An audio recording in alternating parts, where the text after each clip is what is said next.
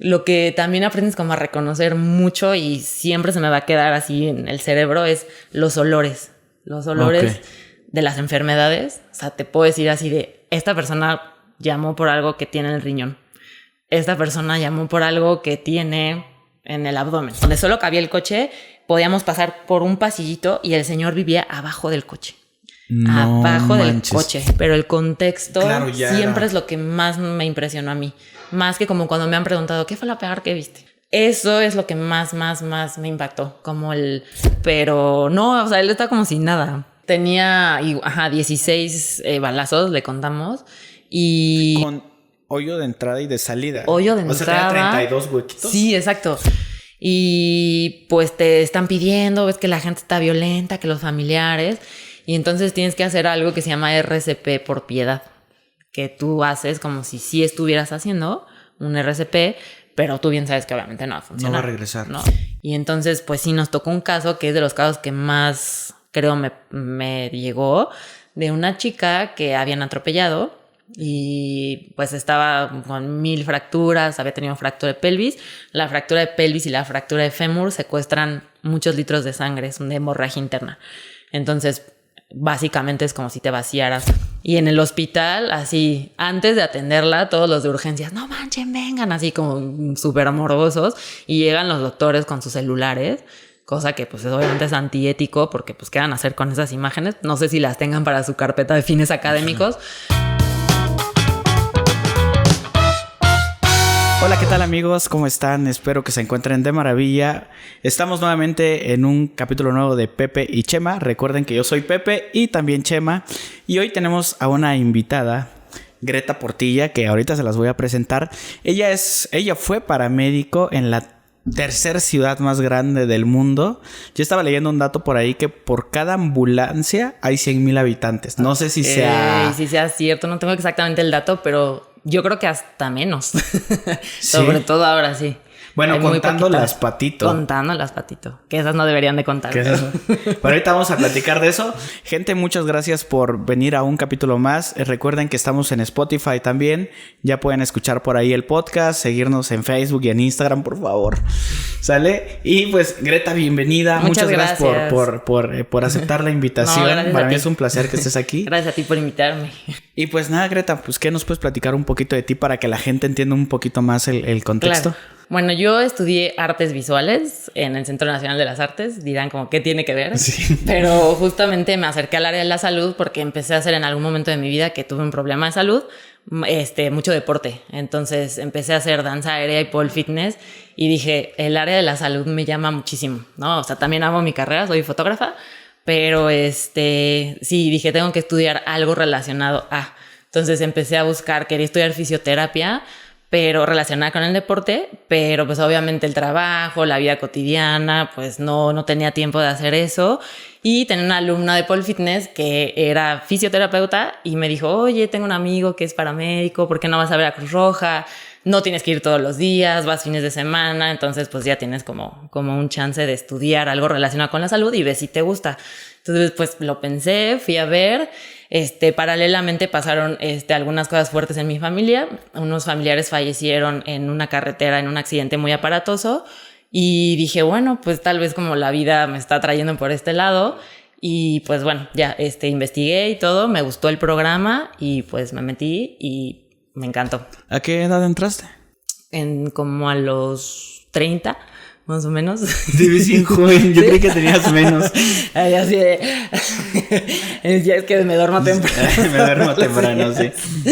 Sí, entonces, pues sí, me encantó. De hecho, había como muchas personas así muy jóvenes que iban a estudiar medicina o algo así. Y yo dije, pues bueno, no me importa. O sea, también había como personas más grandes que yo, pero que pues por ciertas, ¿no?, azares de la vida van ahí como, pues sí, con cierta como idea, pues responsabilidad de ayudar, puede ser, o por otras razones, pero bueno, yo estuve ahí y por esas razones y me encantó, ha sido de los periodos más increíbles de mi vida.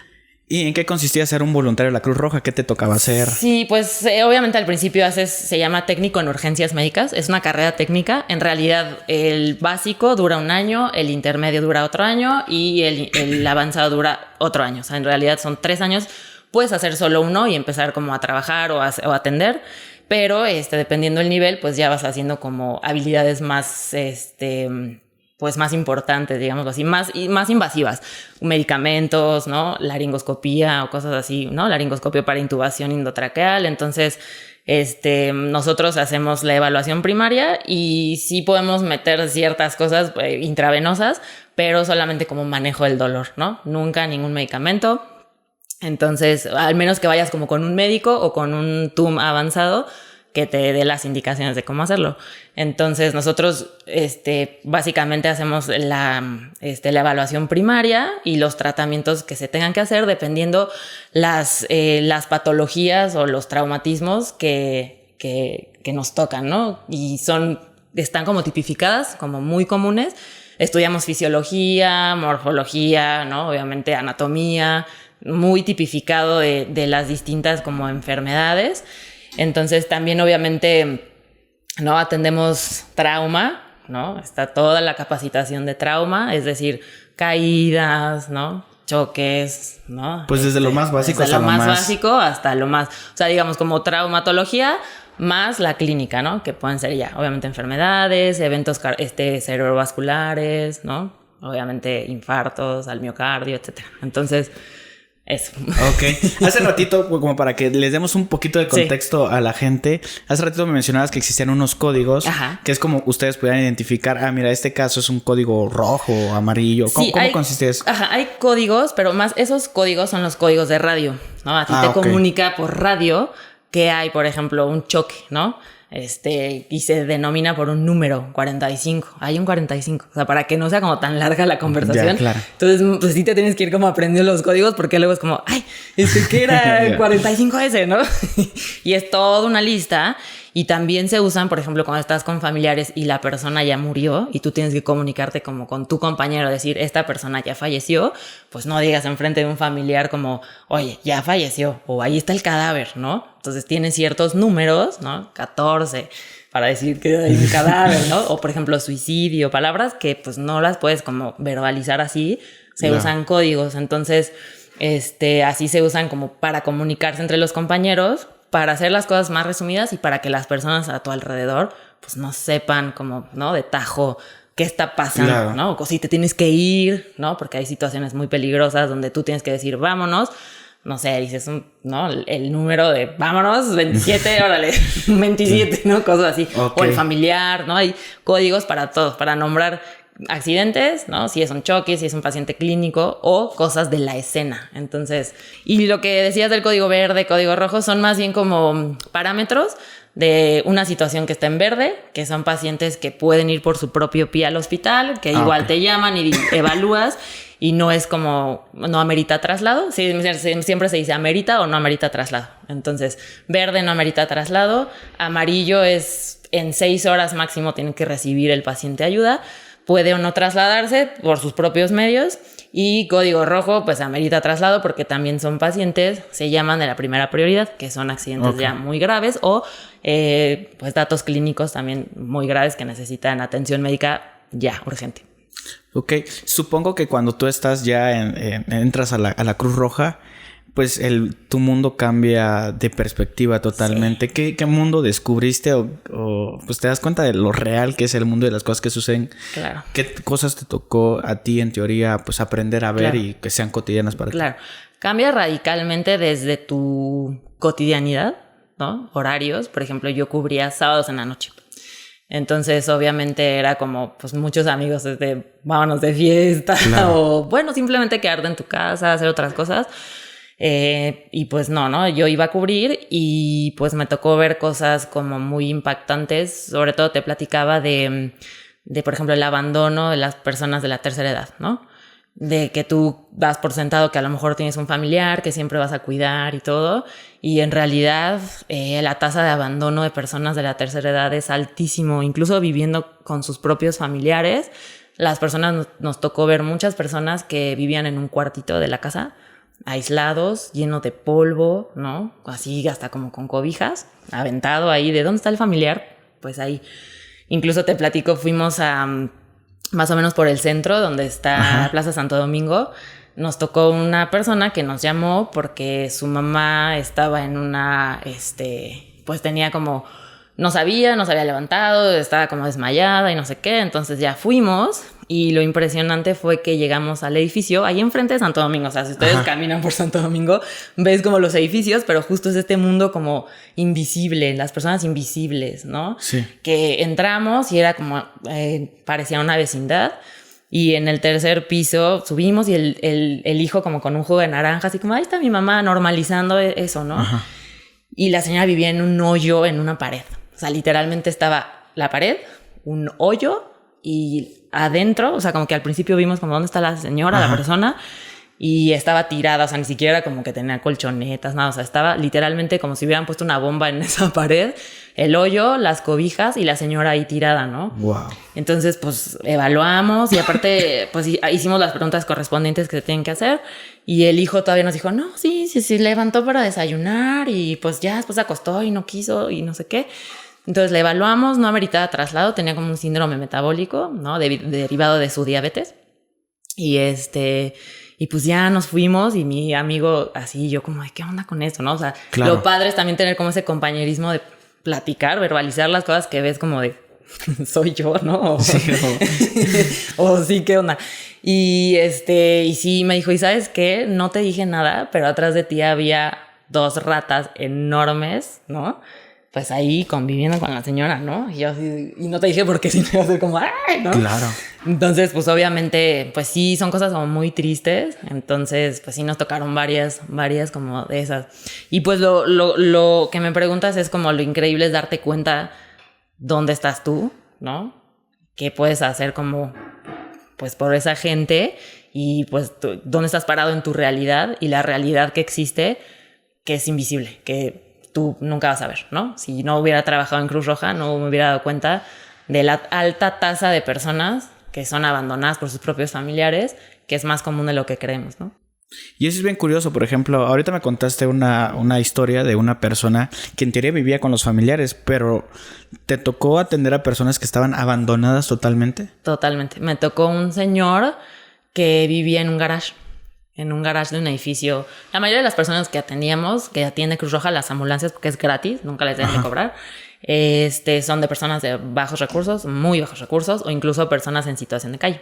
Entonces, esta persona vivía en un edificio donde los vecinos lo dejaban vivir en el garage, en un garage donde había un carro abandonado, ¿no? Ajá. Y cuando llegamos era como, pues, tienes que entrar, presentarte, quién llamó, qué pasó, ¿no? ¿Dónde está la persona en cuestión? Y justo nos dijo, no, pues es que hace mucho que Pedrito, no me acuerdo la verdad del nombre del señor, pues ya no hace ruido, nada, nosotros le bajamos comida cuando podemos y pues se nos ha cerrado porque escuchamos un golpe y pues ya nos responde y no sé qué y pues ya fue que nos hablaron. Y entonces, o sea, ellos no bajaron ni a ver qué. No, exacto, como que dijeron, lo que también aprendes como a reconocer mucho y siempre se me va a quedar así en el cerebro es los olores de las enfermedades. O sea, te puedo decir así de, esta persona llamó por algo que tiene en el riñón. Esta persona llamó por algo que tiene en el abdomen, ¿no? Abdomen agudo o cosas de enfermedades que son súper particulares, los olores. Y eso es como súper interesante porque te vas aclimatando, vas como reconociendo, tener como esa percepción más fuerte. Sí es verdad que me imagino que por eso muchos perros saben oler el cáncer o están entrenados para oler enfermedades, porque uno incluso como persona, humano, entrando a esas casas, a los ambientes, totalmente se siente el olor de muchas cosas. Ni siquiera te puedo decir fétido o no fétido, es un olor particular de ciertas cosas. Y era un señor que estaba, pues, ¿dónde está? No era así, porque aparte ves que la acumulación, siento que también en México tenemos un problema de la acumulación, acumuladores compulsivos. Estaba el coche abandonado, así enorme, de hecho era, no sé, 10 metros, cuando mucho, por 3 metros, 2 metros de ancho, donde solo cabía el coche. Podíamos pasar por un pasillito y el señor vivía abajo del coche. No abajo manches. Del coche. Se había caído el señor porque vivía como en un tapanquito. Yo creo que se cayó, me acuerdo de su plano de sustentación, de estar parado, se cayó, se golpeó en la cabeza y estaba inconsciente. Y sí lo trasladamos, pero la piel completamente así parda, ¿no? Pero de la deshidratación, de que ya obviamente ¿Cuánto tiempo llevaba ahí tirado? Pues como 2 días, yo creo. Wow. pero llevaba meses viviendo ahí, meses obviamente sin bañarse, meses pues sin que nadie, ¿no? Y nosotros, pero a ver, un familiar, porque tienes que preguntar si hay familiares, ¿no? Como pues, para dejar datos, cuántos años tiene el señor. El señor estaba como desorientado en sus 3 áreas, porque tienen que estar orientados, ¿no? Obviamente si estás consciente de persona, tiempo y espacio, pero pues el señor, ¿no? Y yo me acuerdo que su piel era así como esto, así era deshidratado. Claro. Y bueno, lo tuvimos que llevar por el trauma en la cabeza. Pero sí, justo, o sea, más que el golpe que sí fue, ¿no? Para traslados, ya meritaba, no ponía en riesgo su vida, pero el contexto siempre es lo que más me impresionó a mí. Más que como cuando me han preguntado, ¿qué fue lo peor que viste? Eso es lo que más me impactó, como el contexto de las personas, muchas cómo terminan, ¿no? Por el estado en el que están, en el abandono y lo que deriva de, ¿no? Enfermedades y pues obviamente calidad de vida cero, nadie que vea por ellos, ¿no? Si acaso los vecinos que la aventan comida, pero sí. Y pues muchas personas en situación de calle también, que lo triste es que pasa el accidente o lo que tengamos que atender y llevas a hospital. Muchas veces cuando era trauma los llevas a Cruz Roja, pero Cruz Roja es un hospital privado. Entonces pues los atienden porque es situación de calle, pero en el momento que están bien, fuera, a la calle, otra vez. Entonces no hay como el gobierno, ¿no? Que decía el sistema de salud o en general como para esas personas pues no hay nada, ¿no? Y eso que mencionas acerca del sistema de salud, ¿sí te tocó ver como ciertas situaciones desagradables? Sí desagradables, pero justo eso le tocó a un compañero, no me tocó a mí directo, pero fue muy conocido. Una chica en situación de calle que estaba embarazada, tenía SIDA y su hijo iba a tener pues SIDA también. Sí, claro. ¿No? Ya está, tenía SIDA, no solo VIH. Claro. Y los doctores, que ahí también puede ser un tema como súper controversial, ¿no? Le hicieron firmar a la de a fuerzas una carta, una como responsiva de que ella aceptaba que la iban a esterilizar ahí mismo para que obviamente no pudiera volver a tener hijos y pues lo hacen voluntariamente a fuerzas, ¿no? Para que la persona pues ya no pueda tener más hijos. Pero una vez que, no me acuerdo por qué fue, creo que igual sobredosis o algo así. Y pues otra vez a la calle, ¿no? Y pues con el hijo ahí, que ya lo iba a parir próximamente, pero pues nadie se encarga de eso. Entonces dices, ¿cuántas personas hay así que pasan por el sistema de salud? Digo, está la trabajadora social y todo, pero pues no, que yo sepa, no hay como un protocolo de, a ver, esta persona está en situación de calle, tiene esta enfermedad, ¿qué podemos hacer por ella? No los atienden y desafortunadamente los tienen que sacar porque además del área de urgencias, pues no es así como que puedes estar ahí 1000 años, ¿no? Es urgencias y te tienen que operar o lo que sea, cirugía y pasas a otro lado, o sea, es solo como el pase para lo siguiente, ¿no? Entonces, pues no pueden estar mucho tiempo ahí y los vuelven a sacar a la calle. Ya, y en este caso, pues hay muchas cosas que me comentaste hace ratito que me llamaron la atención y que estaría bueno platicar, que es el tema de una cosa es el sistema de salud y pues las personas que tienen ahí que pues de repente pueden haber ciertas cuestiones medio raras o de imprudencia. Pero también dentro de este lado de las ambulancias existe otro tema, ¿no? Que es el tema de que también hay imprudencia por parte de ambulancias Patito, ¿no? Sí, es un cáncer en México. ¿Qué son las ambulancias Patito? Las ambulancias Patito son básicamente ambulancias que no están reguladas, que no tienen personas capacitadas dentro operándolas, que incluso no están legalmente registradas para actuar como ambulancias, que no tienen los protocolos que tiene que cumplir una ambulancia como instalación y que son un peligro para la sociedad. Eso es básicamente lo que es una ambulancia Patito, porque son personas que van, ¿no?, cazando radiofrecuencias, que es lo que hablábamos hace rato, de dónde hay accidentes, dónde hay enfermos, para ir y lucrar con esas personas, con las personas, ¿no?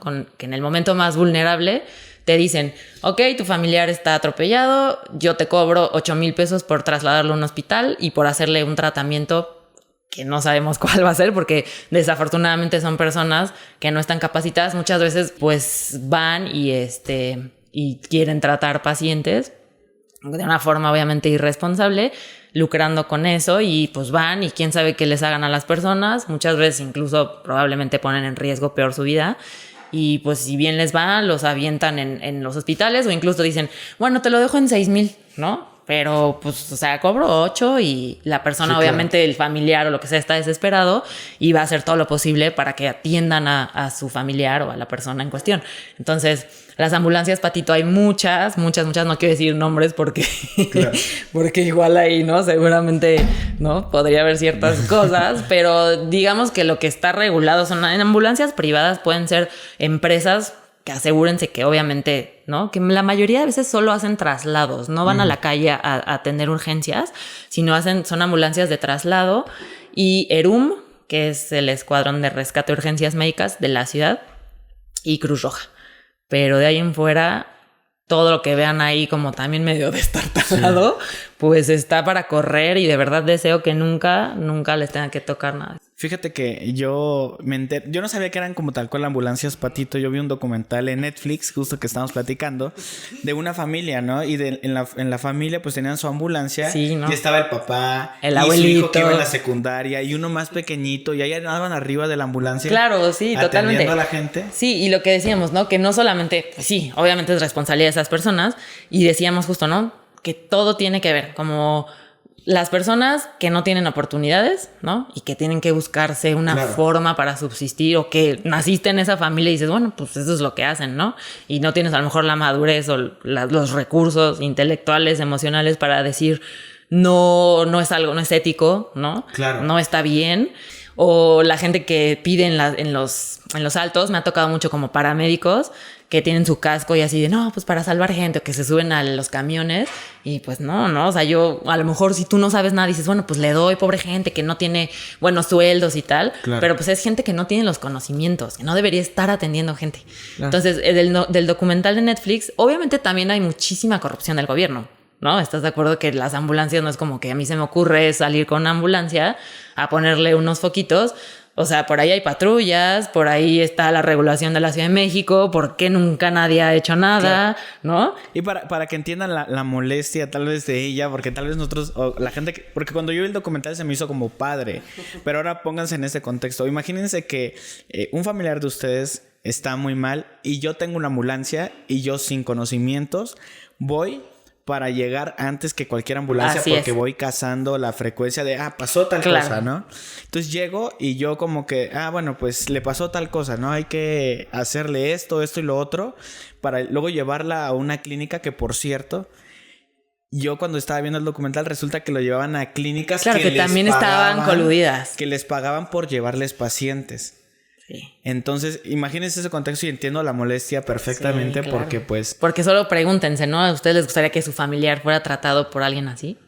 Cuando, ¿no? Cuando es un momento crucial entre la vida y la muerte, o secuelas, ¿no? A futuro muy graves, ¿no? Entonces, por supuesto que no. Claro, y no dudo que también hayan personas que estén preparadas y que lo hagan de manera responsable, pero... No dudo, porque no quiero generalizar tampoco, no quiero decir esto está 100% sí, malo, claro. Pero... Démosle el beneficio de la duda. Pero sí hay un gran porcentaje de personas que en teoría no estudiaron esto y que es una carrera, hay gente que estudia 10 años. No, totalmente, es justo, ¿no? Lo que las buenas intenciones no son suficientes, por supuesto, ¿no? Desafortunadamente, digámoslo así. Obviamente hay estudio detrás, ¿no? Mucho, y práctica clínica, y por ejemplo nosotros tuvimos que hacer 80 servicios, obviamente siempre con alguien para poderte graduar, ¿no? Y hay estudio detrás, de verdad, ¿no? No es como que, lo recojo y lo llevo de taxi, ¿no? O sea, hay atenciones específicas que debes hacer que pues sí son cruciales, ¿no? Sobre todo, pues más allá, sí, justo en la clínica, más los que cazan en ambulancias, Patitos, son accidentes automovilísticos, que la atención en trauma, pues sí debe de ser así, ¿no? Porque pues obviamente las secuelas pueden ser mortales o incluso dejar al paciente, no sé, cuadripléjico, parapléjico. Porque lo movieron mal. Claro, porque lo movieron mal o no sé, a lo mejor le cayó se golpeó con el volante y tiene un tamponaje cardíaco, ¿no? Eso es cuando el pericardio, la bolsita del corazón se llena de sangre y pues no se dieron cuenta y les valió y le pusieron curita, qué sé yo, y no hay la evaluación correcta y el paciente pues está en riesgo de muerte, ¿no? Claro. Entonces, cositas que sí son como muy importantes, que sí, yo diría, piénsensela muchas veces antes de, ¿no?, acceder. Yo sé que a lo mejor obviamente uno va a hacer todo lo que sea necesario para poder, claro, ¿no?, responder ante esas situaciones, pero sí, no. Ok. Oye, y en esta cuestión de que, pues, quieras que no existe ya un pique entre las ambulancias de la Cruz Roja y las ambulancias Patito, ¿llegaba a haber pleitos tal cual ya en la escena del accidente o...? Pleitos tal cual no me tocó, pero sí que llegan y te ves así como, ¿no? Así de que casi es que uno quiere que no lleguen nunca. Y de hecho, si buscan en Google, así, accidentes de ambulancias Patito, hay un montón. La falta de regulación ha generado que familias enteras se apropien del giro de ambulancias y servicios prehospitalarios. ¿Qué fue lo que sucedió? Bueno, pues una ambulancia de estas irregulares ambulancias Patito realizaba un traslado de una mujer que estaba enferma, no alcanzó a llegar al hospital y pues murió adentro de la ambulancia. Después los paramédicos bajaron el cuerpo, lo colocaron en la vía pública, incluso estaban ahí los familiares, por supuesto, muy molestos. Hacen tratos con hospitales que les pagan por cada herido que les lleven. Son hospitales que, no tienen tanta demanda de pacientes. Entonces son clínicas, son hospitales que son muy pequeñitos y que entonces con eso es con lo que pues van subsistiendo. Resulta que paramédicos de la Cruz Roja Mexicana atendieron un accidente vial en Norte 45 y Vallejo, en esta alcaldía, y ahí atendieron a un motociclista. Sin embargo, fueron golpeados y perseguidos por paramédicos particulares que se molestaron al no poder cobrar el servicio. Es parte de estas ambulancias Patito. Le están cerrando el paso.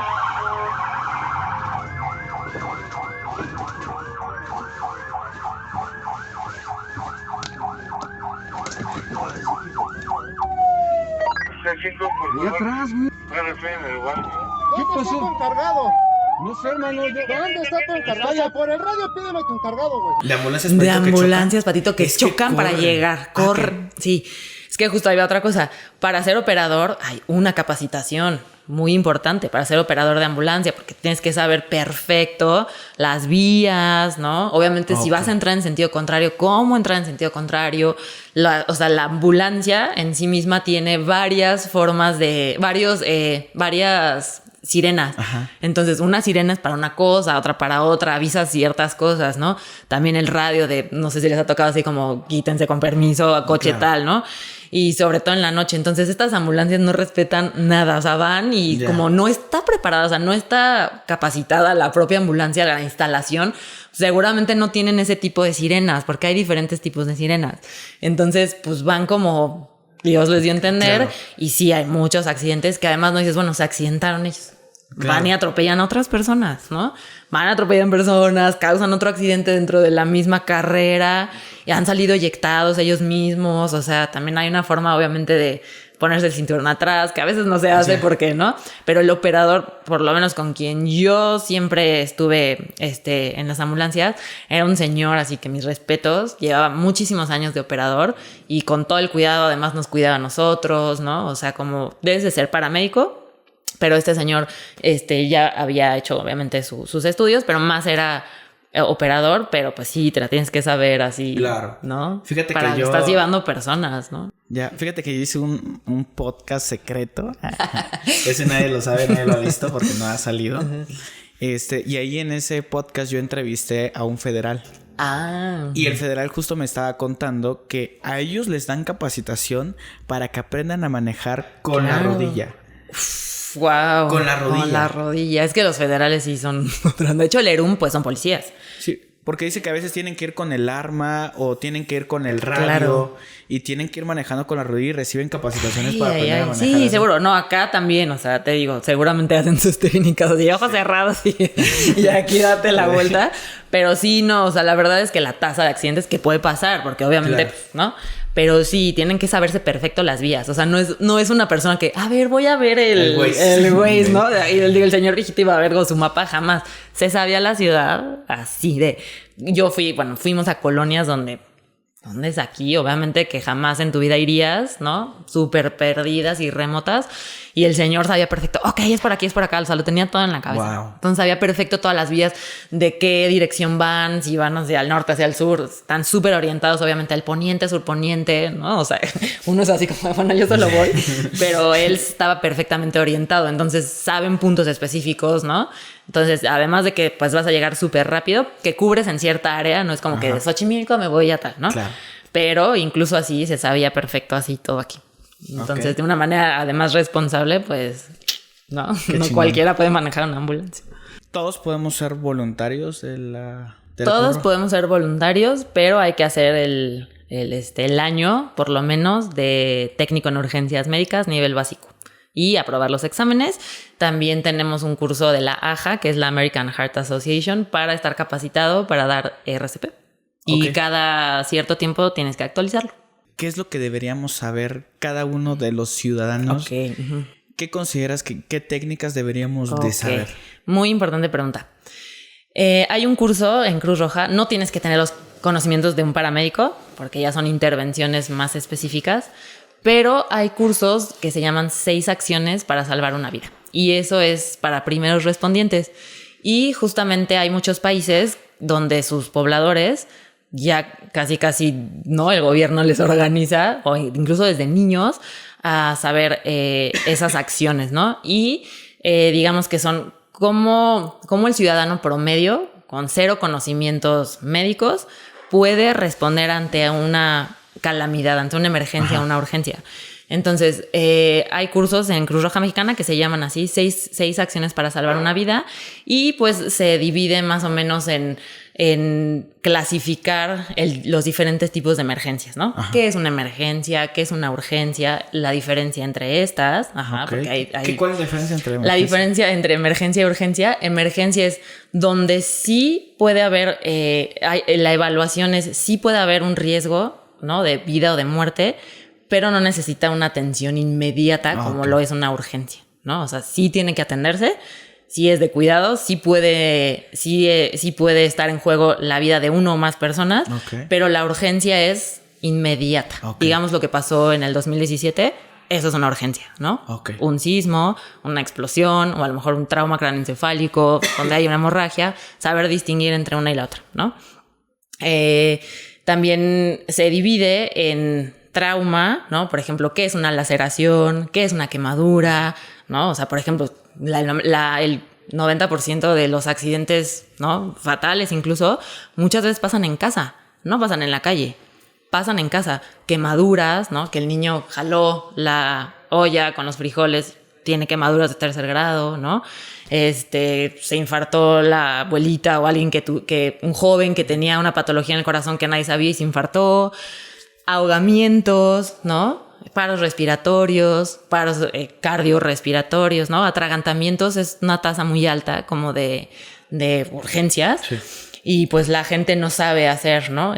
Maniobra de Heimlich, ¿no? Eso te lo enseñan también, ¿no? ¿Cuáles son estas? Entonces, el RCP me imagino que es. RCP, ajá. Distinguir en traumatología, ¿no? Laceraciones, quemaduras, fracturas, ¿no?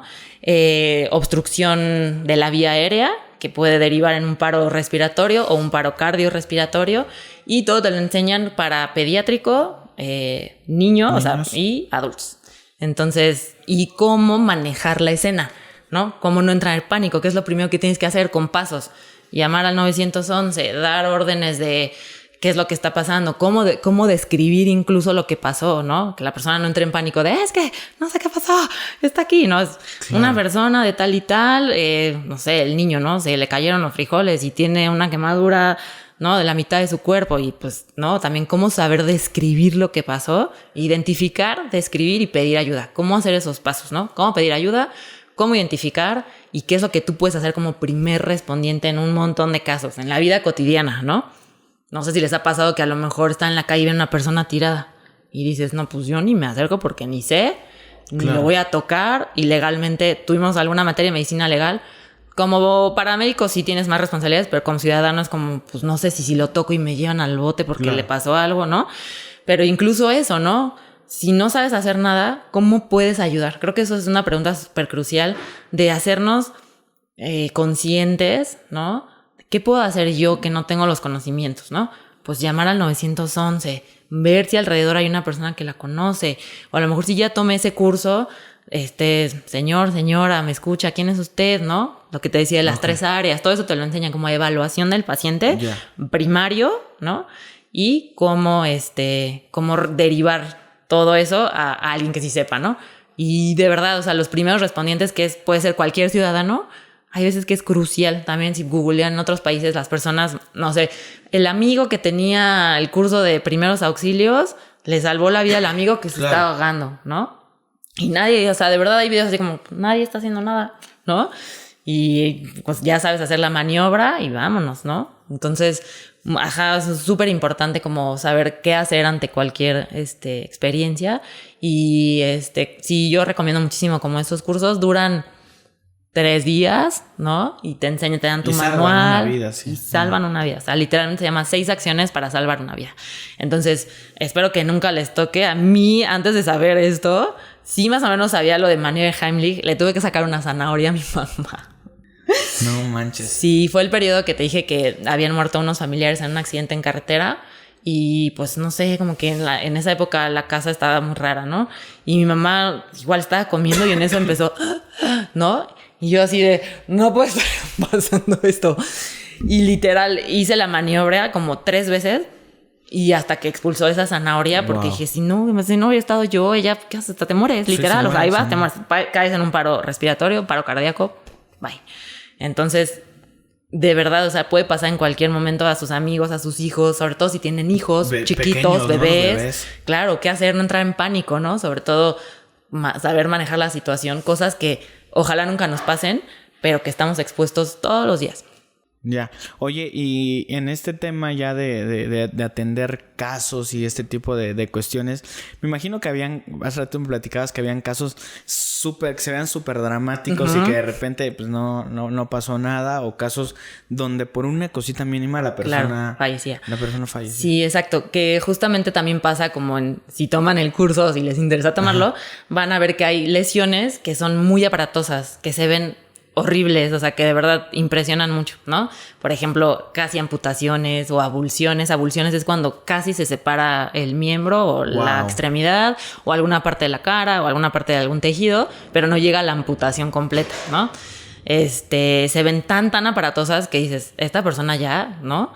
Pero hay lesiones que casi no se ven y que son súper incompatibles con la vida. Me tocó atender a una persona que tenía 16 tiros para arma de fuego, 16, o sea, fácil, porque tienes que buscar el agujero de entrada y el de salida, ¿no? Por si salió o no salió. Entonces venía corriendo así y decía, tengo uno aquí y tengo otro acá y otro acá. Y, o sea, hincó para que lo revisáramos, no porque estuviera pálido ni nada, o sea, como hay ciertos signos que obviamente ves que, ¿no? Igual hay a lo mejor una hemorragia interna o algo así, porque tocó algún órgano vital, pero no, o sea, él está como sin nada. Tenía, 16 balazos, le contamos, y... Con hoyo de entrada y de salida. Hoyo de entrada. O sea, tenía 32 huequitos. Sí, exacto. Wow. Algunos no tenían salida, pero se habían alojado, por ejemplo, en glúteo, que no es como, no pegó ninguna arteria o en ningún órgano vital. Y sí, justo tienes que desnudar a la persona lo más posible porque pues, estás en la calle. Claro. Y además es raro porque... depende, o sea, siempre, cuando nosotros atendemos, el primer paso siempre tiene que llegar la policía. Siempre debe haber policía. O sea, no puedes llegar tú y entrar y no hay policía, no entras, porque además te pones tú en riesgo. No sabes cómo está la situación, no sabes si es un asalto, no sabes si hay personas adentro igual con el arma de fuego, no sabes nada. Entonces, siempre entras cuando ya está la policía. Entonces, estaba medio acordonada ya el área, pero venía corriendo de lejos y venía diciendo, tengo uno aquí, ¿dónde? Tengo uno acá, ¿no? Y entonces justo se hincó, le quitamos la chamarra y exacto, estaba lleno de huecos. Y además no sangraban, porque no sangran a veces. Obviamente si no vio ningún vaso sanguíneo, no sangran los disparos. Y... pues sí, justo así de... Y yo me veía con otro compañero así, pero acá hay otro, y aquí hay otro, y aquí hay otro, y aquí hay otro.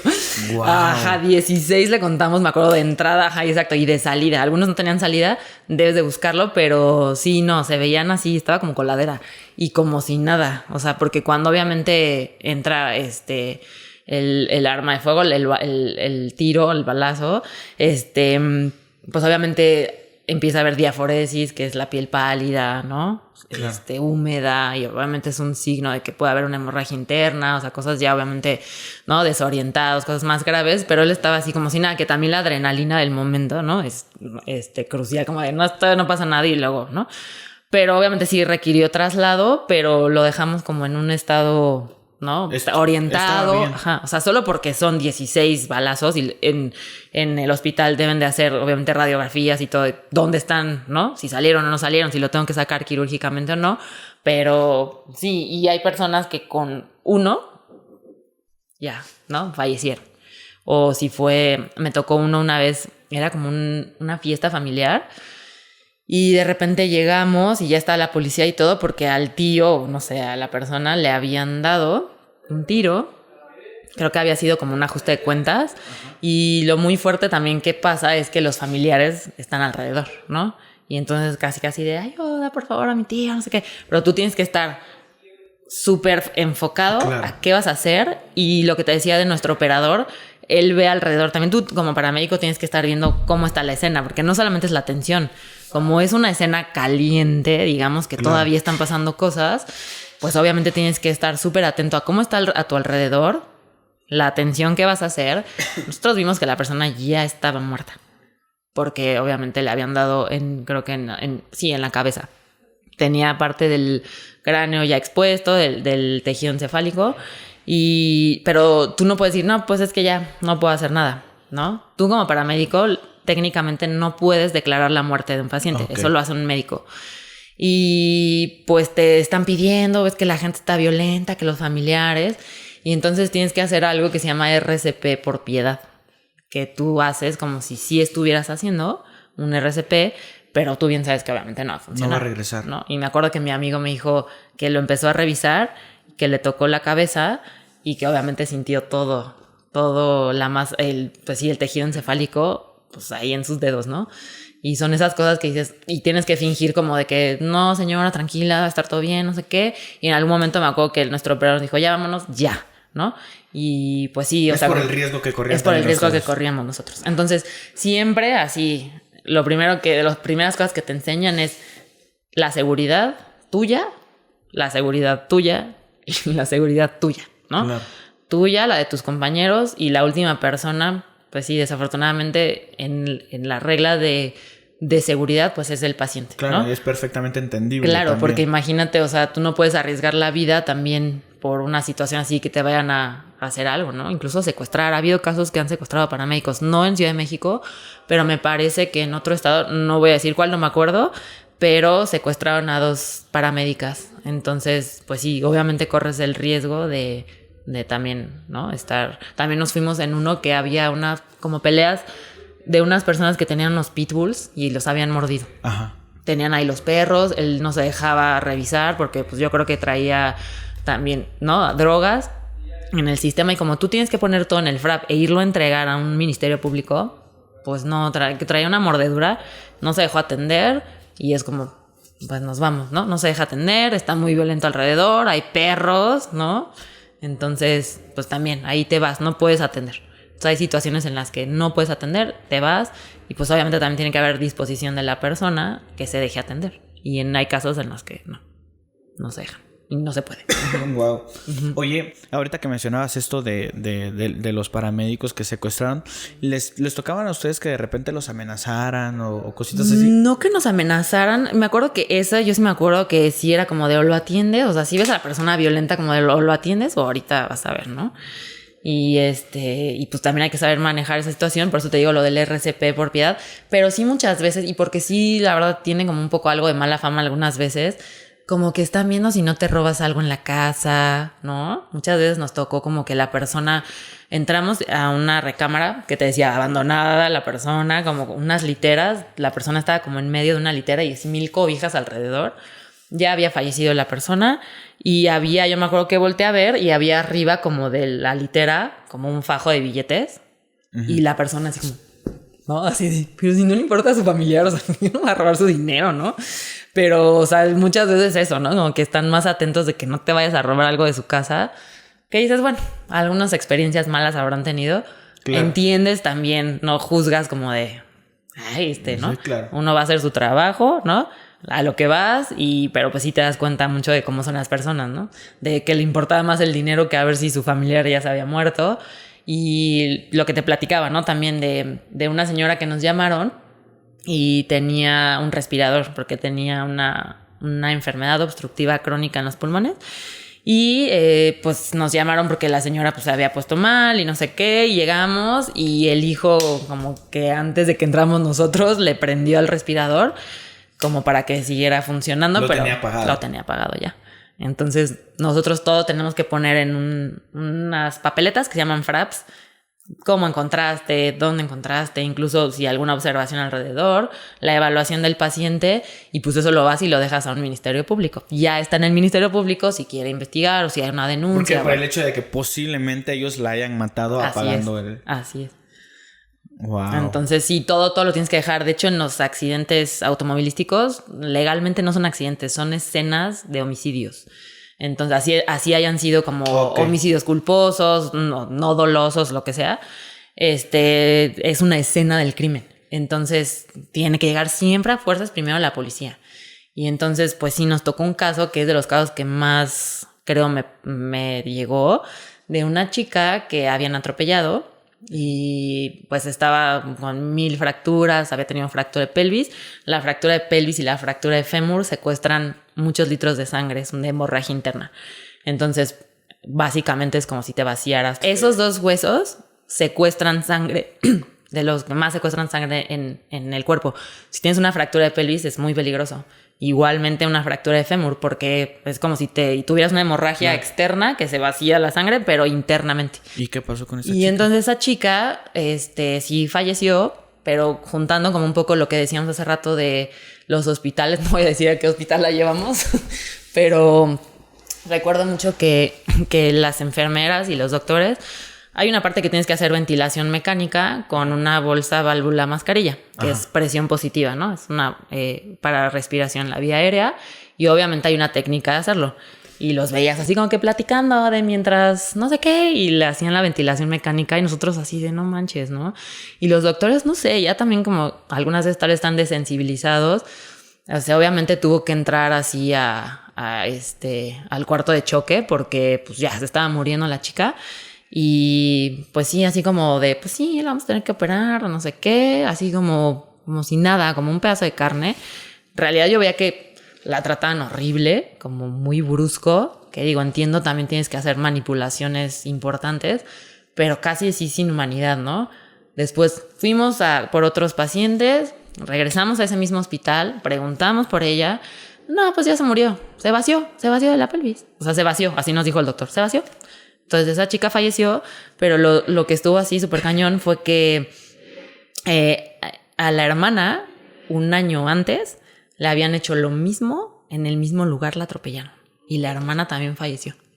Y entonces, ¿cómo crees? Yo me acuerdo que yo no iba de jefe de servicio, pero mi compañero que era jefe de servicio tuvo que ir a declarar al Ministerio Público porque pues obviamente ahí sí era un crimen, ¿no? Y tenían que investigar por qué a la hermana le habían hecho lo mismo, si había sido obviamente un atropellamiento con dolo, ¿no? Entonces recuerdo mucho eso, que ella venía pues sí prácticamente inconsciente en la ambulancia. Nosotros la pudimos estabilizar, pero sí falleció en el hospital. Y pues sí, fue uno de los casos como muy, muy tristes, tanto como por la situación y el contexto, tanto como el trato en el hospital, ¿no? Que dices, no, o sea, imagínate, fuera tu hermana, tu hija, tu mamá, ¿no? Que reciba ese trato en un hospital que además era privado. ¿Qué cosas te tocaron ver así como de hospitales que decías, oigan... No manches. Sí. Lo que decía de la señora que una vez nos tocó, igual un familiar que nos llamó, era una viejita, una señora de la tercera edad, que le habían clavado un cuchillo en el abdomen. Y eso obviamente es peligrosísimo porque además es un arma punzocortante en un área donde hay órganos vitales. Y estaba todo muy raro porque nos llamó el hijo... Pero así de, ¿cómo? O sea, ¿qué pasó? Porque obviamente preguntas, ¿qué pasó? No sé qué. Es que se cayó y como que se cayó y se le clavó el cuchillo. Y entonces obviamente de, no, nadie se cae y se le clava un cuchillo. O sea, como... Y aparte fue todo un rollo porque estaba como entre semisentada y acostada como tirada hacia atrás.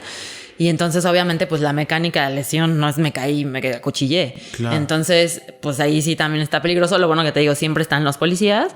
Y cuando hay un empalamiento, se llama, o que hay un arma punzocortante adentro, nunca retiras. Siempre tienes que empaquetar y envolver con una dona y gasas para que lo hagan el retiro quirúrgicamente.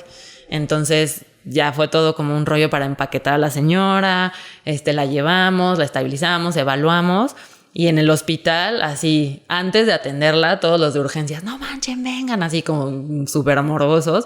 Y llegan los doctores con sus celulares, cosa que pues obviamente es antiético porque pues ¿qué van a hacer con esas imágenes? No sé si las tengan para su carpeta de fines académicos, pero sí, justo todas las enfermeras sin guantes, ¿no? Y la señora pues estaba, más estaba como pues ya no en sus 3 áreas muy consciente, pero no por la lesión, sino pues ya yo creo que alguna enfermedad mental. Y pues sí, ¿no? Antes como de atenderla y todo, sí la acostaron en camilla, pero muchísimos doctores, ¿no? Solo para tomar fotografías y pues obviamente llamar al equipo de cirugía y no sé qué, pero pues antes la foto que pues la evaluación del caso, ¿no? Y las enfermeras igual, así ya como que no sé si no tienen miedo de igual ellas pueden contagiarse, ¿no? De algún, pues la bioseguridad, ¿no? De no hay, o no sé si no tienen guantes en los hospitales públicos, a veces también puede pasar. Creo que, igual voy a decir el nombre del hospital, una compañera que trabaja en Joco, los guantes, ¿qué es eso? No hay presupuesto para eso. Pero bueno, ahí era así, ¿no? Como el manejo del paciente, sí vi esto luego mucho como con morbo, pero pues sí, desafortunadamente eso. O sí, pacientes que pues sí están muy graves y, ¿no? El sistema de salud, otra vez regresar a eso, pues en camillas formados así. Si no está literalmente muriéndose, puede esperar. Entonces es fuerte de ver porque ves muchas personas pues ahí quejándose, sufriendo, que deberían de estar siendo atendidas y pues desafortunadamente pues no se dan abasto a veces. Algo en lo que también te preparas mucho o vas tomando experiencia es la escena, porque igual uno piensa como en urgencias, ya llega la persona, el paciente a tratar, pero cuando nosotros entramos a las casas o entramos a hoteles, ¿no? Nos ha tocado, pues obviamente estás dentro del ambiente de la persona o la escena en lo que sucedió. Entonces recuerdo mucho nos tocó una vez un chico que se había suicidado colgándose de una ventana porque lo había dejado su novia. Él ya era paciente psiquiátrico, pero estaba muy jovencito. Entonces entramos y lo primero que vi yo y me impresionó mucho fue a él colgado, y los hermanos estaban, igual era como una vecindad donde había muchos tanques de gas, y el hermano pues obviamente los nervios y todo, estaba fumando al lado de los tanques de gas. Entonces creo que uno aprende mucho como a estar en la esfera de ¿qué hago con el paciente? ¿No? Obviamente si ya había fallecido, ¿qué protocolo sigue con eso? Calmar a las personas que no vayan a, ¿no? a hacer alguna tontería como estar fumando y aventar el cigarrillo a los tanques de gas. Volamos todos. Y pues también la parte de la empatía que te decía, porque no sabían ellos, como que estaban obviamente sacados así de no sabemos qué hacer, si llorar, si gritar, si reír. Y también como acercarlos y decirles qué va a pasar con su familiar, va a estar todo bien, ahora va a venir, explicarles un poco cuál es el proceso. Claro. Porque justamente cuando alguien fallece o alguien está así, pues estás en la desesperación y no sabes el proceso que hay que seguir, ¿no? Va a venir CEMEFO, va a venir un médico legista porque tienen que verificar ellos la muerte. Ellos son los que hacen el levantamiento de cadáver. Uno no puede tocar nada, obviamente. Cuando una persona está colgada, ¿no la pueden bajar ustedes? No la podemos bajar nosotros. Okay. No la tocamos porque otra vez, no sabes qué pasó. O sea, puede ser algo como obvio para uno, pero no sabes. Es literalmente podría ser una escena del crimen. Pero sí, justo nada más era obvio que ya no tenía vida, y eso viene un médico legista, me imagino también CEMEFO, para hacer el levantamiento de cadáver. Entonces, pues sí, eso es como súper importante. Creo que también me quedo mucho como con esa parte de estar orientado y estar como mucho más consciente, no solo de la persona, del paciente, sus familiares, las personas que están alrededor, amigos, ¿no? La escena. Entonces son como 3 capas, ¿no? Son esferas de personas, familiares, paciente y la escena, que sea segura y que no vaya a pasar pues algo como en contra, ¿no? de la situación, de nosotros, nuestra seguridad. Oye, y ya sé que te he preguntado y la gente siempre me critica a veces de ¿por qué preguntas tantas cosas malas? Pero ahora pues me imagino que en este caso pues también hay tanto cosas malas, pero cosas buenas y cosas como muy bonitas. Aparte de la sensación de ayudar, yo creo. Uh-huh. Pero, ¿qué cosas te tocaron vivir que sí las disfrutaste o que sí te impactaron para bien? Claro, a mí no me tocaron desafortunadamente partos, pero sí se dice dentro de la Cruz Roja es como que te toca, ¿no? El premio mayor es que te toque un parto. Entonces, mi mejor amigo con el que siempre hacía equipo, a él sí le tocaron varios. Y lo padre que me ha contado es que obviamente no hubo complicaciones, todo salió como súper bien dentro de la ambulancia. Porque es difícil realmente que pasen así, ¿no? De repente. Claro. Son personas que no tenían contemplado a lo mejor que en ciertas semanas, ¿no? Fueran a ser como el bebé. Y nació y pasó dentro de una ambulancia. Y también sabe de esos niños conforme los años, porque a veces, ¿no? Queda como el vínculo con la mamá de todo estuvo increíble, al niño no le pasó nada, nació perfectamente sano, ¿no? Así pequeñitito dentro de una ambulancia. Y de hoy cumple, no sé, Juanita 2 años, ¿no? Wow. Entonces es como súper bonito tener como el contacto de que nació una nueva vida y que no hubo peligro, todo salió perfecto. Y también como dentro de todo lo malo, ¿no? Que sí ves cosas muy impactantes en muchas áreas que ya platicamos, el trabajo en equipo y la empatía que puedes llegar a vivir es algo así increíble, que tocó mi vida de muchas formas ahora, que puedo aplicar como en mi vida cotidiana. Y pues sí, saber que siempre, ¿no? Desear, como el deseo de que en el momento más vulnerable de tu vida, ¿no? Hablando en general, la mía, la tuya, la de las personas que nos ven, que en ese momento realmente haya alguien a quien le importas y que quiera hacer la diferencia, ¿no? De lo que te haya pasado para bien. Entonces, como que me quedo mucho con eso, que realmente como esa motivación de que en esos momentos siempre haya alguien, ¿no? Que vea realmente como por ti en tu momento más vulnerable. Claro. Que te trate con humanidad y que si ya no vas a estar en este plano, vas a morir, que realmente a esa persona le importes. Entonces, deseo eso para todos. Claro, qué bonito.